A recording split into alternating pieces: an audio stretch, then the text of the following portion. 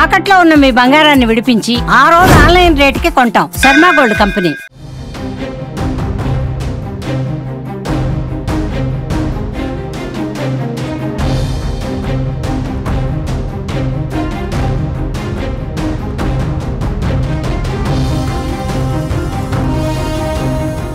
సింహాచలంలో తీవ్ర విషాదం చోటు చేసుకుంది. శ్రీ వరాహ లక్ష్మీ నరసింహస్వామి వారి ఆలయంలో గోడ కూలి 9 మంది భక్తులు చనిపోయారు.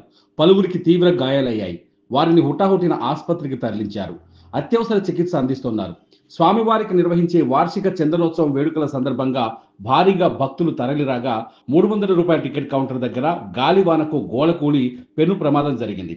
మృతుల సంఖ్య మరింత పెరిగే అవకాశం ఉంది. సంఘటనా స్థలానికి చేరుకున్న రెస్క్యూ సిబ్బంది ఎన్డీఆర్ఎఫ్, ఎస్డీఆర్ఎఫ్ సహాయక చర్యలు చేపట్టింది. మృతదేహాలను కేజీహెచ్ ఆసుపత్రికి తరలిస్తున్నారు.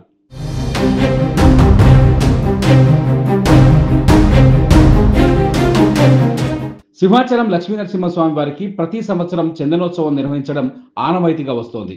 స్వామివారి నిజరూప దర్శనం చేసుకోవడానికి 2 తెలుగు రాష్ట్రాలతో పాటు పొరుగునే ఉన్న ఒడిశా నుంచి భారీ సంఖ్యలో భక్తులు ఆలయానికి వస్తుంటారు. ఈ ఏడాది చందనోత్సవానికి దాదాపు 2 లక్షల మందికి పైగా భక్తులు హాజరవుతారనే అంచనాలున్నాయి. దీనికోసం ప్రభుత్వం ఏర్పాట్లు చేసింది. ఎండ తీవ్రతను దృష్టిలో పెట్టుకొని ఆలయ ప్రాంగణంలో షామియానాలు వేశారు. 300 రూపాయలు, 1000 రూపాయలు, 1500 రూపాయల టికెట్లు ఉన్న భక్తుల కోసం వేర్వేరుగా క్యూ లైన్లను ఏర్పాటు చేశారు. అయితే దురదృష్టం వెంటాడి 300 రూపాయల ప్రత్యేక దర్శనం క్యూ లైన్లో ప్రమాదం జరగడం విషాదాన్ని నింపింది. బుధవారం తెల్లవారుజామున 2 గంటల 30 నిమిషాల సమయంలో ఉరుములు మెరుపులతో కూడిన భారీ వర్షం కురిసింది. ఈ క్రమంలో గోడ కూలింది. ఆ పక్క నుంచి క్యూ లైన్లోకి వెళుతున్న భక్తులపై గోడ విరిగిపడింది. ప్రమాదంపై సీఎం చంద్రబాబు తీవ్ర దిగ్భ్రాంతిని వ్యక్తం చేశారు. మరణించిన వారి కుటుంబాలకు ప్రగాఢ సానుభూతిని తెలియజేశారు. అక్కడి పరిస్థితిపై జిల్లా కలెక్టర్ ఎస్పీతో మాట్లాడారు. ఘటనకు గల కారణాలు, క్షేత్రస్థాయిలో అందుతున్న సాయం తదితర అంశాలపై అధికారులు ఆయనకు వివరించారు. తీసుకోవాల్సిన చర్యలపై సీఎం దిశానిర్దేశం చేశారు. గాయపడిన వారికి మెరుగైన చికిత్స అందించాలని ఆదేశించారు. సింహాచలంలో గోడ కూలిన ఘటనా స్థలంలో పరిస్థితిని సమీక్షిస్తున్నామని, సహాయక చర్యలను పర్యవేక్షిస్తున్నామని హోంమంత్రి అనిత తెలిపారు.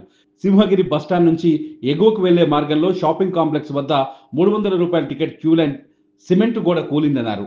ఎన్డీఆర్ఎఫ్, ఎస్డీఆర్ఎఫ్, ఫైర్, పోలీస్ శాఖ సిబ్బంది నేతృత్వంలో క్షతగాత్రులను ఆసుపత్రికి తరలిస్తున్నామని చెబుతున్నారు. అలాగే జిల్లా కలెక్టర్, పోలీస్ కమిషనర్ దగ్గరుండి సహాయక చర్యలను పర్యవేక్షిస్తున్నారని వివరించారు.